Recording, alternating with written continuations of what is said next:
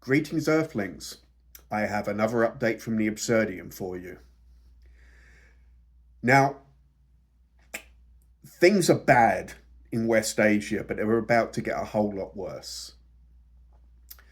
They've set the pretext in Israel to start bombing Beirut again, and there's already drones being seen over Beirut. Israel also just bombed northern Syria and Palmyra, and they appear to be setting the pretext for a conflict with Turkiye. Now, this is bad on several levels. Okay, Erdogan and Netanyahu are actually allies. They play footsie under the table. Israel, Turkiye, Qatar, and the US were all in on Syria. They're all involved in carving that place up. They've all used or helped HTS at various points in HTS's career. And Israel is now going to turn on Turkiye. So their allegiance of convenience is over. They're now going to demonize Turkiye. So here's the article. It's from the Cradle, and it's Israeli media claims confrontation between Israel and Turkiye inevitable.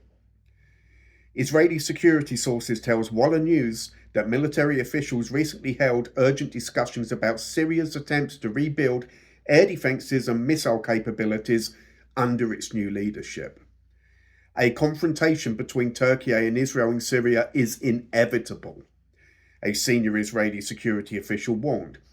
Israel aims to maintain air superiority and prevent any Syrian military upgrades, viewing them as direct threats. Reports reveal Syria is negotiating with Turkey to transfer a strategic Palmyra outpost in exchange for economic and military aid. Israel strongly opposes this move, fearing it could give Turkey access to southern Syria in the future. Israeli officials would prefer Russia's return under its prior agreement with Assad, believing Moscow could stabilize the region better than Ankara. Meanwhile, Channel 12 reported Netanyahu recently held security talks with Turkey's growing role in Syria, with analysis suggesting he may be exaggerating the threat to distract from domestic crises. I would agree with that last piece. He is absolutely fighting to stay out of jail. Gaza hostilities resumed on the day he was due to testify in his own bribery case and corruption. His wife has been threatening witnesses, and his son has been exiled at the behest of Shin Bet, the head being Ronan Bar, who he has just fired, although there's been pushback against that by the Attorney General, but the Knesset just passed a motion of no confidence in the Attorney General. So we're starting to see clear moves towards autocracy within Israel. And this is dangerous because Israel doesn't have a constitution and it is effectively a military junta. Now, this idea that Russia would create a stabilizing role in the region is a complete 180 on what Israel was saying just a couple of weeks ago, that they wanted Russia back to help destabilize the region because they're working with HTS. They're giving HTS air cover when they're running their skirmishes along the Lebanese border.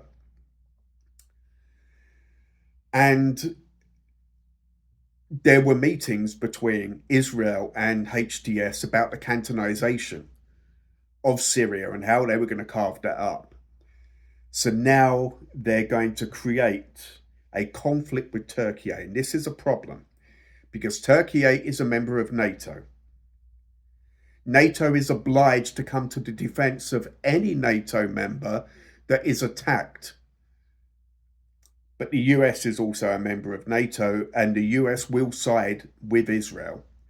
So we may be witnessing the beginning of the complete breakdown of international order, and I think this is ultimately what Netanyahu wants.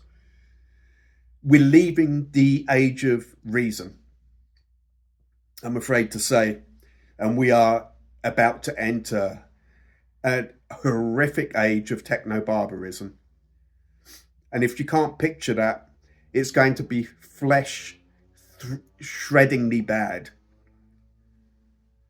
It's going to be every dystopian sci-fi movie ever made with all of the sexy stuff taken out. There will be blood. And we will be caught up in this.